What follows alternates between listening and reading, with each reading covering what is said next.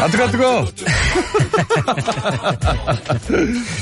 하태경 최고위원 오늘 중요한 또 회의가 있다고 하셔서 시간 좀 땡겼습니다. 네. 네, 오늘 그 선대위 출범식이 있어가지고요. 또 제가 빠져도 되긴 하지만 또 야단 맞기 때문에. 본인이 없어도 잘 되지 않습니까, 거기는? 잘 될 때도 있고요. 공천 문제 찌그럭찌그럭 할 때 보니까 의원님이 하신 역할이 거의 없는 것 같던데. 제가 없었으면 잘 안 됐어요. 그래요? 네, 물밑에서 제가 지금 손학규 전 대표가 선대위원장이 마지막 순간에 내가 그럼 물러설게 한 게 혹시 의원님의 공입니까? 그건 아니죠. 서로 연관이 있죠. 그러니까 이게 정치가 참 저도 많은 걸 배웠는데. 마지막 순간에 왜 뒤집어졌습니까? 그날 아침에 뉴스공장에 나와서 출마하겠다는 말씀을 하시고 그렇죠. 2시간 후에 다시 불출마로 바꾸셨거든요. 요즘 그 유행 아니에요? 트럼프도 마지막 순간에 뒤집어지고 김정은도. 그래서 왜 이분이 아침 방송에 나와서 전날 안 한다는 것을 이제 내가 지금 출마 선언을 한 것을 확인하러 나오셨다가 맞아요. 방송 끝나고 다시 여의도 가셔가지고 다시 또 안 한다고. 불출마 선언했죠. 네. 결정적으로 그 사이에 무슨 일이 있었던지 아십니까? 저는 이제 큰 정치인일수록 이게 순간적으로 팍 입장을 바꾸기 굉장히 어렵거든요.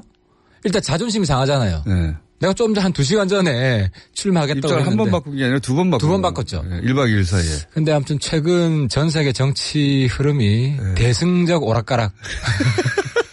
이게 제가 궁금한 것은 이유가 뭐냐 마지막에. 그러니까 일단 이거부터 말씀드릴게요. 네. 이게 나는 이제 손학규 대표 자존심도 상하고 네. 스타일도 확 구기고 이거 맞아요. 맞죠. 그렇지만 네. 저는 높이 평가해주고 싶은 것이 네. 김정은하고 똑같은 거예요. 아니 북한이 이렇게 비유하면 이해하기 쉬워서 그래. 아니 김정은이 이번에 트럼프가 큰 소리 치니까 깨갱했잖아요. 솔직히 얘기하면 그러니까 북한은 사실 깨갱이라고 표현하시기는 그렇고 어쨌든 이렇게 네. 꼬리를 내렸는데 네. 대범한 결정을 하였다라고 말해주세요. 그러니까 그게 네. 대범한 꼬리 내림. 대범한 큰 꼬리 내림. 이게 왜냐하면. 네. 북한이 여태까지 국가 이미지는 깡과 자존심밖에 없다. 네. 우리가 굶어 죽어도 네. 자존심 못 버린다. 한순간에 버렸어요, 그냥. 근데 물론 문재인 대통령이 도와줬지. 굉장히 큰 결정한 겁니다. 근데 그건 네. 높이 그러니까 그걸 비난하면 안 되고 칭찬해줘야 되는 맞습니다. 게 한반도의 북한의 비핵화, 한반도의 평화를 위한 대승적 결단을 하면서 자기의 자존심까지 내려놓은 거예요. 그러니까 자존심보다 더 중요한 게 있다. 그렇지. 그거보다 더 큰 대의가 있는 그러니까 거예요. 더 통이 큰 거죠, 사실은. 그렇죠. 예. 자아보다도. 거기다가 지금 손학규 전 대표를 끌어다 저는 같다고 보는 거예요. 같다고. 왜냐하면 손학규 대표가 그 순간에 아침에 여기 나와서 출마하겠다는 예. 그 모드로 돌직구 했으면. 근데 제가 궁금한 거 알겠습니다. 당이 굉장히 어려워졌어요. 당을 위한 대승적 결단이라고 하고. 근데 그게 왜 2시간 만에 뒤집어졌냐 이게 궁금해요. 출마할 때도 당을 위해서 나가는 것이고 나를 죽이겠다고 하셨는데 2시간 있다가 또 당을 위해서 그 출마 선언을 취소하는 것 그 사이에 무슨 일이 있었느냐. 그 2시간 사이에. 어디 전화. 그 후보 등록 마지막 날이잖아요. 네. 그러니까 박종진과 손학규는 사실 벼랑 끝 싸움을 한 거예요. 그때 그래서 무공천 가능성이 높다 이렇게 한 거 아닙니까? 그래서 저는 사실 협박을 한 거지. 둘 사이에 한 사람 양보하지 않으면. 혹시? 어떻게 됐는지 마지막 순간 2시간은? 저는 그래서 사실 두 사람한테 한 사람은 양보해라. 네. 하는 압박을 둘 다 공천 안 될 수 있다. 네. 그러면 공천은 안 될 거. 그냥 그래서 무공천 양보하지. 네. 이런 생각도 할 수 있잖아요. 네. 근데 저는 그때 네. 형님이 양보했다. 그러니까 박종진 연락도 안 되고 전화도 안 되고. 박종진 당시 후보는 저희 방송에 나와 있었어요. 그러니까 연락이 안 되는 게 아니라 어디든지 누구나 안 받았구나. 누구나 알 수 있는 상황이었는데 어쨌든 마지막 순간에 어떻게 됐는지 잘 모르신다. 예. 마지막 순간 두세 시간 동안에. 예. 근데 박종진이 버텨서 이긴 거죠. 박종진은 나는 그냥 이런 거지. 내가 탈당하느니 출당되겠다. 예. 이런 마음을 먹을 수는 있어요, 박종진은. 네. 아니, 그때는 할 수 있는 게 없었죠, 마지막에. 이미 등록이, 그러니까 경선을 참여했고, 등록일이 시작됐기 때문에 탈당도 못하고 무소속 출마도 못하고. 아니, 박종진 입장에서는 이러나 저러나 자기한테는 정치적으로 큰 남는 게임이었어요. 왜냐하면 당을 위해 대승적으로 결단한다고 내가 양보한다고 해도 아름다운 양보가 되는 것이고 당을 살리는 것이고. 어쨌든 그럼 이렇게 하죠. 예. 마지막 순간의 결단의 이유는 잘 모르겠다.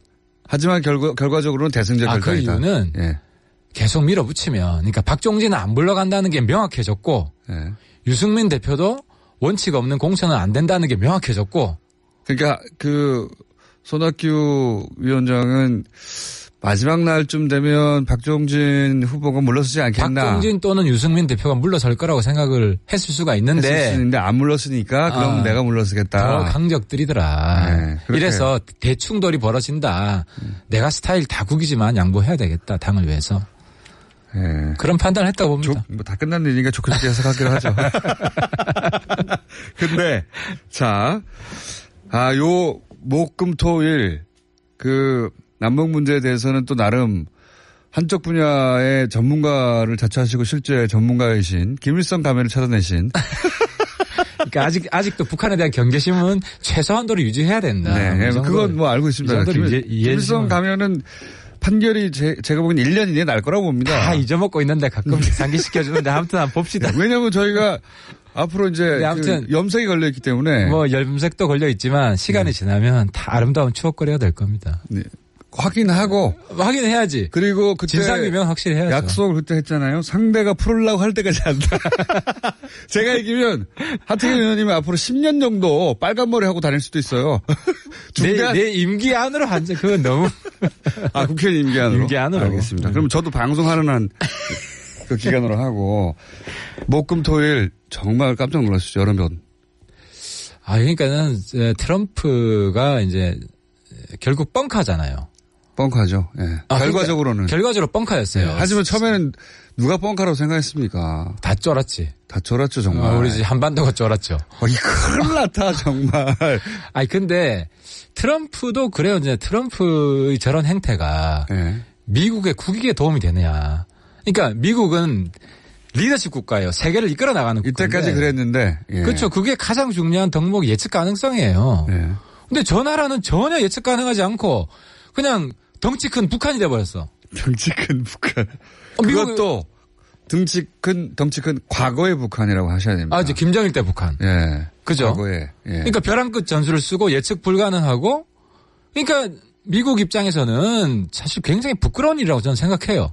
물론 김정은 트럼프가 위원장의 대응이 훨씬 더 성숙했어요. 결과적으로. 예. 김정은은 훨씬 더 성숙한 맞습니다. 정치인이 됐죠. 트럼프 덕분에. 그러니까 이 단기간의 게임에서는 트럼프가 기싸움에서 이긴 것처럼 보이지만 먼 싸움에서는 김정은이 웃죠. 저는 트럼프가 실수했다고 봅니다. 얻은 게 뭐가 있어요. 깜짝 놀라셨고 깜짝 놀라가지고 그때 하루 정도만 참으시지. 유승민 대표 태어나가지고 운전대 자꾸 뭐 했냐. 이거 좀 말려주셔야 됩니다. 최근 남북관계에 관해서는.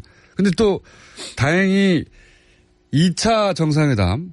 이것도 충격적이었어요. 사실 이것도 예상 못 하셨죠? 아니요. 2차 정상회담은 사실 최근 이제 북핵 문제를 두고 대한민국 내에서 북한 전문가라는 사람들 사이에 허실이 구분되는 것 같아요. 누가 진짜냐. 그렇죠. 맞습니다. 그래서 저는 정세현 장관 이야기 주의 깊게 보는데 정세현 장관이 힌트를 다 주셔가지고 이건 김정은이 직접 풀어야 되고 그걸 풀게 도와줄 사람은 문재인 대통령이고 그런 이야기 속에서 당연히 답이 나와 있었다고 보는데 그때는 통화 정도로 생각했죠. 근데 이제 문제는 언론이 이걸 전혀 포착을 못했다. 그럼 의원님은 2차 남북 정상회담을 머릿속에 그리고 있었다는 겁니까? 전혀 그릴 수 없었죠. 예상도 못했지. 예상도 못했고 못했는데 특사가 편지를 주고받는다거나 이 정도였는데 김영철 서훈 라인이 움직인다든가 그래서 이번에 제가 하고 싶은 이야기는 남북 관계가 정말 혁명적으로 변하고 있다. 그건 정말 그러니까 우리 옛날에 저도 통일운동하면서 남북 관계는 형 동생 관계다. 말로만 그렇게 했는데 실제로 진짜 그렇게 변하고 문재인 대통령이 형님 정치하고 있고 김정은은 동생 정치하면서 투정도 부리고 성장통을 겪고 있지만 어쨌든 글로벌 정치인급으로 존재감 확실히 커지고 있고요.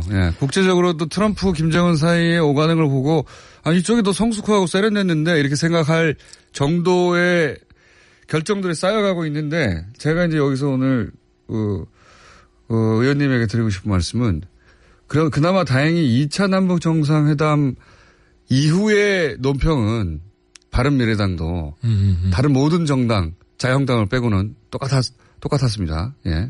결국 제가 일관되게 예. 제가 사실 제가 보면서 그거 하나만 상기시켜드리고 이제 트럼프 대통령이 취소했을 때 예. 문재인 대통령 힘내라. 원래 어려운 길이었고. 혼자 말씀하셨죠. 혼자. 그러니까 이제 바른미래당에서 저희 당 내에서도 네. 이제 제가 하태하태가 주장하는 것이 네. 결국 다 맞는구나. 저게 막 그 방향으로 이제 온 대북 거죠. 대북 관계에 대해서는. 근데 유승민 대표가 그때 탁 튀어나와가지고 또 운전자 내 그럴 줄 알았다 이 태도 나왔거든요. 그러니까 유 대표님은 뭐 빨갱이 장사는 안 하지만 네. 어쨌든 유 대표님이 이제 입장 정리가 되어가고 있고. 너무 보수적이에요. 보수적이에요. 대구 보수예요. TK 네. 보수인데 이분이 바뀌기가 어려서 그렇지 한 번 바뀌면 언제 바뀝니까? 문재인 대통령 지금 뭐 당 대변인 논평이 그렇게 나왔다는 건 대표가 추진을 한 것이고. 참은 거 아닙니까? 하고 싶은 말 많은데. 아직도 네. 의심의 눈초리로 보고 있어요. 네. 그건 필요하고. 아직도 이제 뭐 김정은이. 그 정도 의심의 눈초리는 정부 안에서도 다 관리됩니다. 가지고 있죠. 예, 가지고 당연히. 있죠. 그러니까 지금 그 과거의 보수가 착각하고 있는 게 정부는 아무 의심 없이 달려갈 거라고 생각하는데 그런 정부가 전 세계에 어디 있습니까? 그 정도 조심은 다 하는데. 그래서 제가 지금 요즘 많이 그 문재인 대통령뿐만 아니라 네. 민주당 특히 홍영표 원내대표에서 제가 많이 칭찬을 합니다. 근데 저런 식으로 이제 통치를 하면 오래 갈 거예요. 보수가 지금 안 그래도 망가지고 있는데. 홍준표 대표 말씀하시려는 거죠 지금? 이름 비슷한 홍영표. 그러니까 그 얘기 한 다음에 바로 홍준표 대표 얘기 하시려고 워밍업 그러니까 이제 네. 준표가 영표를 좀 닮아야 돼요. 이제 배워야 되고. 그러니까 요 남북 관계를 어떻게 바라보고 어떻게 논평하고 어떻게 대처하느냐가 앞으로 한동안 계속해서 기준점이 될 거거든요. 기준점이 되고 사실 남북 관계에서는 야당이 여당보다 더 여당스럽게 해줘도 됩니다. 그러니까요. 네, 더 해줘도 됩니다. 그래야 대통령도 야당과 격이 없이 상의할 거 아니에요. 무슨 뭐 정보를 조금 주면 무조건 깐다.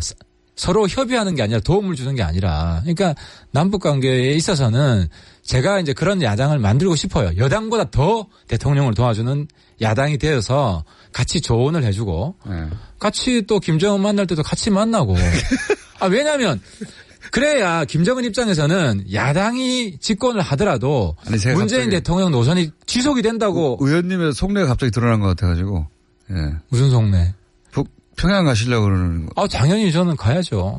평양 가시려고요? 평양 당연히 가야 되고. 왜냐하면 예. 지금 막 김정은이 경계하고 있는 사람. 누가 먼저 가도 김일성 가면 꼭 물어보기니까. 그러니까 김정은이 견제하고 있는 사람이 한 두 사람이 있는데 네. 그중에 한 사람이 하태하태고 또 한 사람이 홍준표인데 김정은 위원장이 의원님을 경계하고 있다고요? 나한테 식칼도 날라오고 그랬어요. 근데 아무튼 그렇다고 치고 예. 근데 이제 정권이 바뀌어도 그러니까 이런 거지. 야당으로 혹시 정권이 넘어가도 예. 문 대통령 노선이 지속된다. 라는 믿음을 줘야 이 관계 남북 관계가 항구적 안정적으로 알겠습니다. 정착이 되는 거죠. 하태경 의원이었습니다. 감사합니다. 감사합니다.